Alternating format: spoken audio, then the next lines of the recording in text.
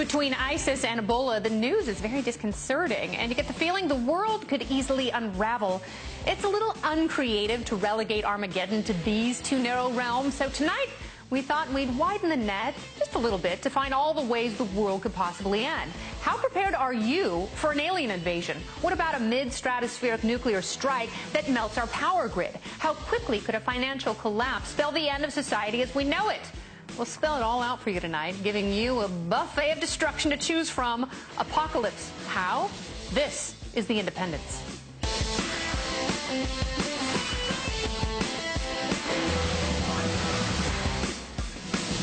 Hello there, I'm your hostess, Kennedy. Very glad you've joined us for the beginning of your awesome weekend, and I'm joined by my skeptical stalwart. It's Reason Magazine editor-in-chief Matt Welch, and a man who loves poking holes in anyone's hysteria, Camille Foster from Free Think Media. And together we are The Independents. As Gen Xers, we were raised under the umbrella of imminent nuclear holocaust. No wonder we grew up in mild apathy. And maybe it's from taking in too many images of total destruction like this.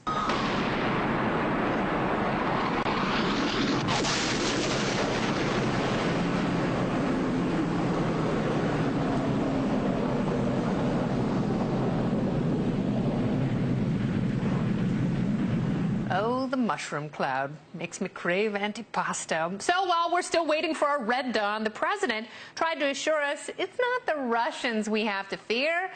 He put it rather bluntly in March. I continue to be much more concerned when it comes to our security with the prospect of a nuclear weapon going off in Manhattan. He's the president. Surely he reads his intel reports. What does he know about a dirty bomb in New York? That's horrible. And what should we fear more? Fissile material in the hands of hateful jihadists or all-out nuclear war with Russia? Let's ask our party panel. We got a couple of thoughtful heavyweights tonight on the panel. KT McFarland is Fox News national security analyst, and we've got Ambassador James Woolsey. He joins us from Washington. He's a national security and energy specialist and former director of the CIA. So let's tackle ISIS and fissile funk first. How likely is it that someone with a bone to pick and an axe to grind could get enough atomic material together to really do some damage to a big city in the homeland? Ambassador Woolsey, I'll turn to you first. Welcome. Thank you. Good to be with you. I'd say a few months, because when uranium is being enriched, when you've, let's say, enriched it to a level of 20%, you've done about 90% of the work you need to do in order to have material that is fissile and can be used in an explosion.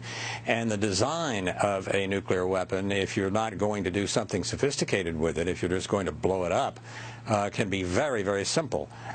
So if you are concerned about, and I think we should be, a rogue state such as Iran, in a year or two, being able to launch a simple ballistic missile with a simple nuclear weapon up above the stratosphere over the United States, that could, as you said in your introduction, be something that would fry most of our electric grid. And then we're living not in the 1990s pre-web, but in the 1890s pre-electricity. And very few of us have enough water pump handles and plow horses.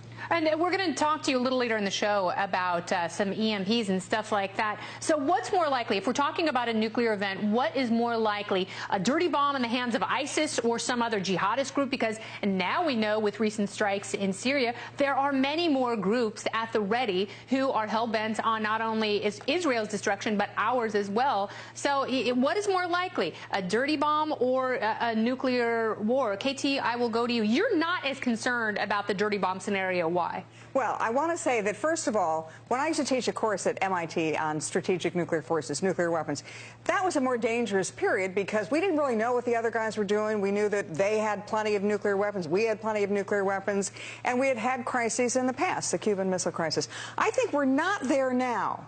And in fact, this is an oddly safer time because we don't have the Soviet Union deciding it's going to go on nuclear alert, DEFCON 2 for the United States. But I do worry that going forward, sort of 2 or 3 or 4 years down the road, then we have a more serious problem because as Iran potentially gets nuclear weapons, as there's more fissile material introduced, particularly in the Middle East, that ends up falling into the hands of these subnational, transnational groups, countries which aren't even countries, groups which don't worry about somebody coming to get them after the fact. They think it's just part of the game. That's terrific for suicide bombers. So that's what I worry about, is the combination of suicide bombers and nuclear devices. And okay, and the fissile material. Now, Ambassador, I want to ask you quickly before the gentlemen step into the fray. What about our own nuclear arsenal that is in ill repair? I mean, some of it is poorly guarded and in bad condition. Is that ripe for the picking for people who want us to die?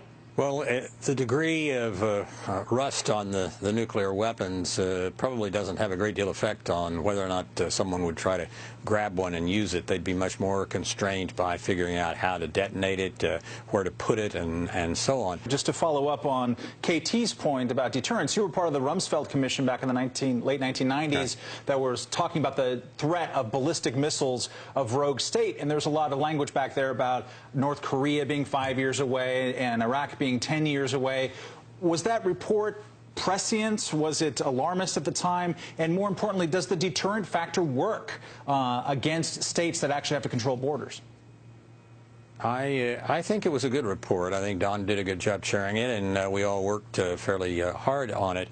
The problem with relying on something from that era is something that Bernard Lewis has said. He said back in the Cold War, we thought of mutual assured destruction as a deterrent. The problem is now for some countries it's an inducement. If the leadership of Iran believes what some of them say, and they would just as soon die and have us die, and we go to hell and they go to heaven from their point of view, and it's all over, that's a very different kind of threat than Russian bureaucrats and military officers. I'd negotiated with those guys 4 times, and they didn't want to die for the principle of each according to his ability, to each according to his need. They wanted to remodel their dachas. All right, and KT, let's get into the nuclear threat with Russia. Obviously, the president has ratcheted up his rhetoric on the Russia in regards to Ukraine. You know, they're making some very bold moves. What would it take to draw the U.S. into a conflict with Russia, and how soon before it goes nuclear? Well, the conflict with Russia, United States, Russia, that would be only under the context of, say, a NATO treaty where the Russians invade a NATO member state, Estonia, Latvia, Lithuania, and then all the NATO countries respond. There's something called Article 5 in the NATO treaty, which I call the Three Musketeers article, all for one, one for all.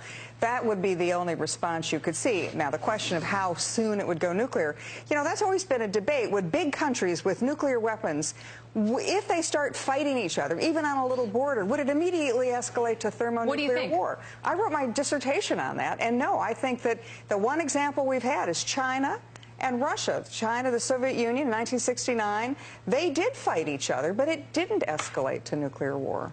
And Ambassador, I'll ask you the same question. What would it take to escalate it? I think one dangerous thing that is happening is that the Russians are building small, easily hidden tactical nuclear weapons that they might be tempted to use something small in a terrible crisis much more than they would be tempted to use a very large weapon to wipe out a whole part of the United States, for example. I think they are making it easier on themselves, and also relying on nuclear weapons is a lot cheaper than building a adequate military force. The Russians don't have an economy that can do anything except really produce oil and some gas, and they're hurting for money because of the price of oil and so forth these days. I think they are in a situation where they could be tempted to rely much more heavily on nuclear weapons because it's more cost effective from their point of view than to rely on conventional forces. I wonder, KT, do you share that belief that Russia might actually use nuclear weapons unilaterally or preemptively on a smaller scale? Here's the one that keeps me up at night. It's Pakistan, an unstable country with supposedly a democracy, but and it's a country that has a very large jihadist, Taliban, Al-Qaeda-like group within it, and it has 90 to 100 nuclear weapons. How secure are those nuclear weapons?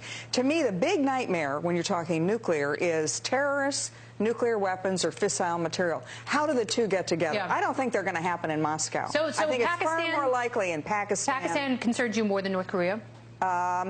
North Korea, what concerns me most about North Korea, I don't think they wake up and decide, let's go nuke San Francisco. I think it's much more likely that they say, what are we going to sell?